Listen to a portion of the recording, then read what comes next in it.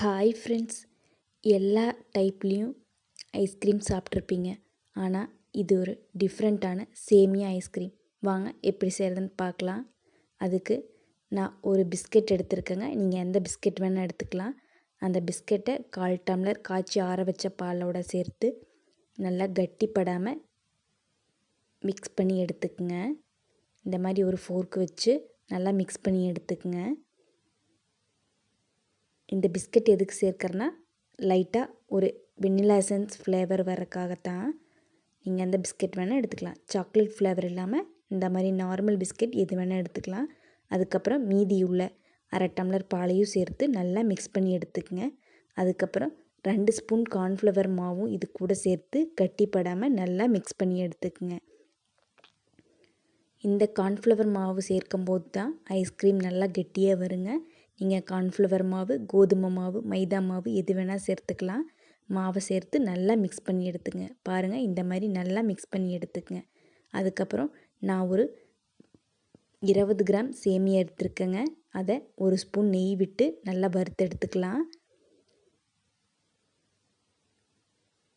இந்த மாதிரி நெய் விட்டு நல்லா வறுத்து எடுத்துக்குங்க. லைட்டாக சூடானால் போதுங்க. சூடானதுக்கப்புறம் ஒரு பவுலுக்கு ட்ரான்ஸ்ஃபர் பண்ணிடுங்க. அதுக்கப்புறம் 1/2 லிட்டர் பால் எடுத்துருக்கேங்க. நான் இந்த ஐஸ்கிரீம் செய்யறதுக்கு 1/2 லிட்டர் பாலில் ஒரு பவுலில் ஊற்றி நல்லா காய்ச்சி எடுத்துக்கலாம். அடுப்பை மீடியம் ஃப்ளேமில் வச்சு பாலை நல்லா பொங்க விடுங்க. பாருங்கள், பால் பொங்க ஆரம்பிச்சிருச்சு. இந்த மாதிரி பொங்கி வர ஸ்டேஜில் இந்த மாதிரி ஒரு கரண்டியை வச்சு நல்லா மிக்ஸ் பண்ணி விடுங்க. பால் நல்லா ஃபுல் க்ரீம் பால் எடுத்துக்கங்க. அப்போ தான் ஐஸ்கிரீம் நல்லா டேஸ்ட்டாக இருக்கும். அதுக்கப்புறம் 50 கிராம் சுகர் ஆட் பண்ணிக்கோங்க. 1/4 லிட்டர் பாலுக்கு 50 கிராம் சுகர் கரெக்டாக இருக்குங்க. சுகர் ஆட் பண்ணி நல்லா மிக்ஸ் பண்ணி விடுங்க. இந்த மாதிரி கரண்டியை வச்சு கைவிடாமல் நல்லா மிக்ஸ் பண்ணி விடுங்க. சுகர் நல்லா கரைஞ்சி வரட்டும். சுகர் நல்லா கரைஞ்சதுக்கப்புறம் நம்ம எடுத்து வச்சுருக்கிறோம்ல சேமியா, அதையும் சேர்த்து நல்லா மிக்ஸ் பண்ணி விடுங்க. இந்த டைமில் அடுப்பை லோ ஃப்ளேமில் வச்சுக்குங்க. ஏன்னா சுகர் இந்த மாதிரி சேமியா சேர்க்கும்போது பால் அடிப்பிடிக்க வாய்ப்பு இருக்குது. அதனால் அடுப்பை லோ ஃப்ளேமில் வச்சு இந்த சேமியா நல்லா வெந்து வர அளவுக்கு கிளறி விட்டுட்டே இருங்க. பாருங்கள், சேமியா இப்போ நல்லா 3/4 பதம் வெந்துருச்சு. இன்னொரு 5 நிமிஷம் கிளறி விட்டிங்கன்னா நல்லா வெந்து வந்துடும். அதுக்கப்புறம் நான் மிக்ஸ் பண்ணி வச்சுருக்கோம்ல பிஸ்கெட் கார்ன்ஃப்ளவர் மாவு மிக்ஸு, அதையும் இந்த டைமில் சேர்த்து நல்லா மிக்ஸ் பண்ணி விடுங்க. சேமியா வெந்ததுக்கப்புறம் சேருங்க, இல்லைன்னா சேமியா வேகாது.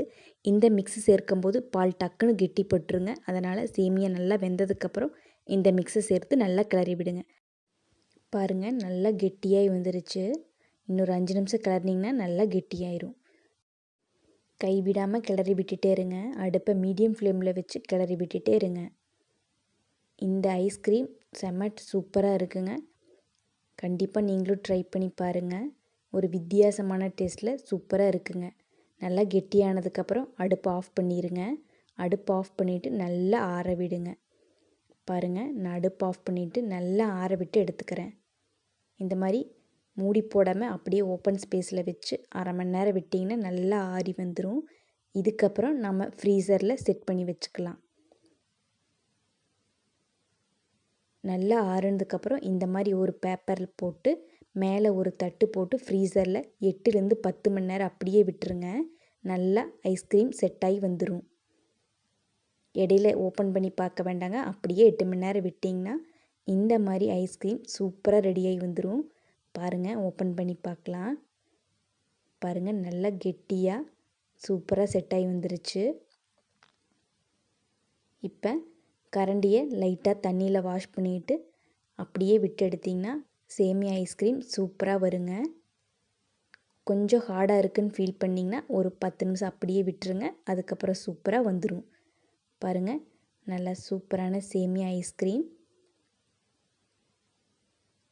இது மேலே லைட்டாக ஹனி அப்ளை பண்ணிவிட்டு உங்களுக்கு வேணும்னா நட்ஸ் எல்லாம் சேர்த்துக்கலாம்.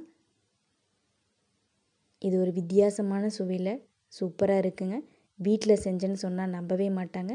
கண்டிப்பாக நீங்களும் செஞ்சு பாருங்கள். கார்னிஷ்க்கு நீங்கள் எதை வேணால் சேர்த்துக்கலாம். சூப்பரான குளு குளுன்னு சேமியா ஐஸ்கிரீம் ரெடி. தேங்க்யூ.